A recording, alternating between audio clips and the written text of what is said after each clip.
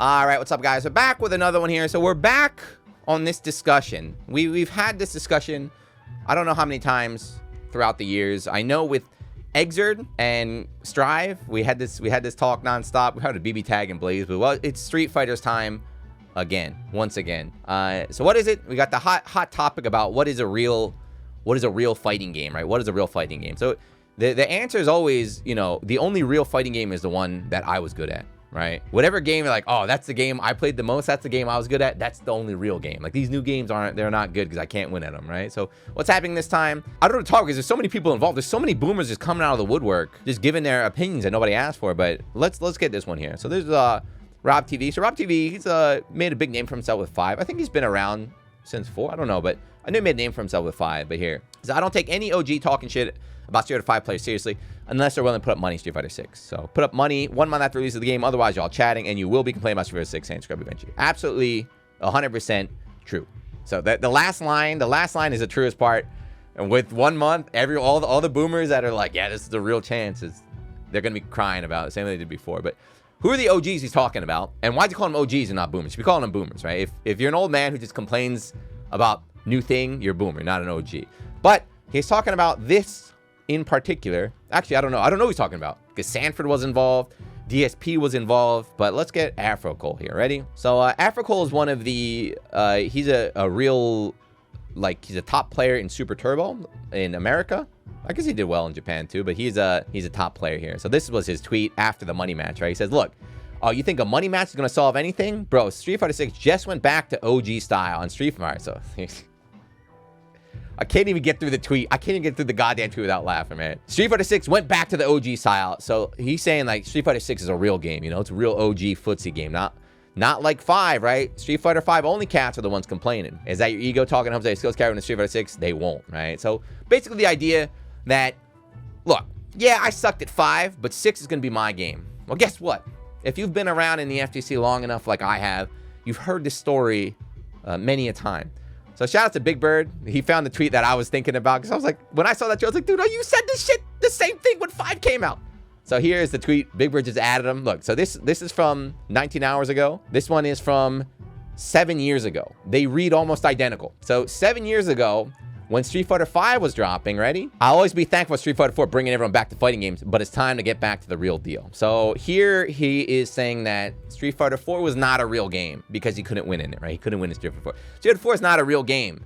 Street Fighter 5, that's going to be the real game. So there was a hot topic back then. It wasn't just Afro, it was him. Who was it? It was like DSP was involved. I think it was like Graham Wolf was in there. Vi was in there. But it was all like the old heads saying that, like, you know, 4 wasn't a real game because it was just like set play.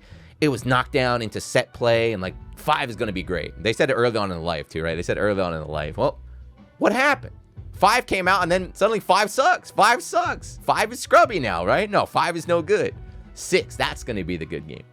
So what I want to say, just to get a point across to every old fighting game player, not just for Street Fighter and everything, is that new players are going to win in the new game, and there's nothing you can do about it. So we've seen it with Strive, right? So Strive, the Evo champion, I think there's no better way to put it.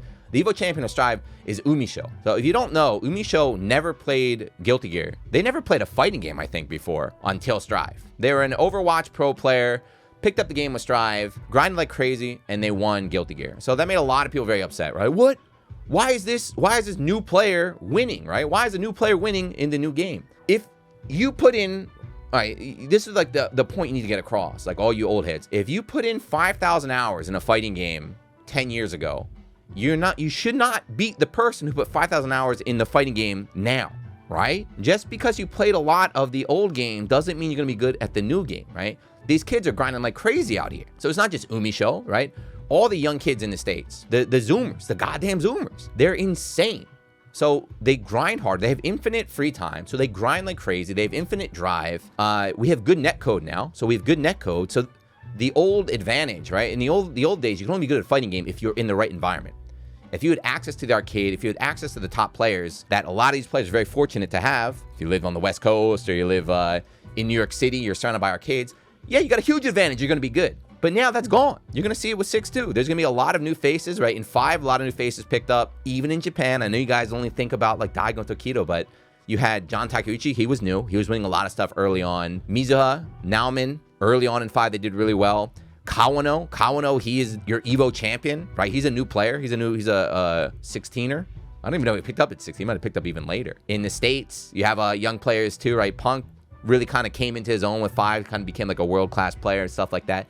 You're going to see a whole new generation in 6. And you just have to accept it. These kids are grinding harder than you. They are more motivated than you. You're not, and the other thing too is, I'm not gonna say they're better than you, but maybe like you're not as good as you thought. Once all the advantages are out of the way, you can kind of really see where you stand as well. This goes to everyone around the world too, right? Japan doesn't get early access anymore. Japan doesn't have that arcade release anymore. Japan doesn't have the only country that has good like net play now. I think 6 is going to be really the playing field, except for Maximilian because he's had the game for about 7 months now. But everybody besides Max is going to be on a level playing field from the start for the first time in Street Fighter history. So it's going to be great. There's going to be a lot of new people, a lot of people that quote unquote shouldn't be winning. That's always the best. It's like, he shouldn't win. Like, that player shouldn't win because I don't know them. That player shouldn't win because they're new. There's going to be a lot of people that shouldn't be winning, and there's nothing you can do about it. So yeah, that's it. That's all I want to say. I know talking to the boomers is not going to get the point across. I just want to tell you guys. So if you hear someone complaining, about why is this new player winning, they shouldn't. Just know that new player worked their ass off. They've been grinding like crazy, right? Just because you don't know what they're doing, it doesn't mean that they're not working like absolute madmen. Like the Strive kids, they're earning like 3 net play tournaments a day. Just on Twitter, I see like they post up, all right, we had this net play tournament today. This guy got in first. And then 2 hours later, it's like, we had this net play tournament today. The same guy got in first. Like, what? They're ending 2 tournaments a day, 3 tournaments a day, 5 days a week. They're working harder than I ever did, I'll tell you that. But anyway, there you go.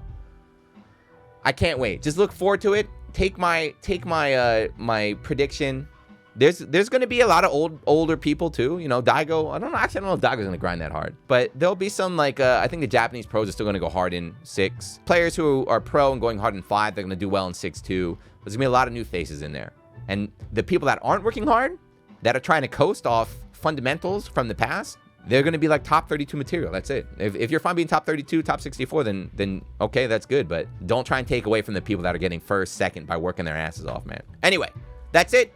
Leave a comment. Who's going to be the next champ? We got Strive's got an Overwatch player. Who's taking Street Fighter 6? Valorant? Valorant players taking over Street Fighter 6? What do you think? Final Fantasy 14? We're having reverse? I don't know. I can't wait. But yeah, leave a comment, all our predictions and stuff, and I'll see you in the next one. Peace.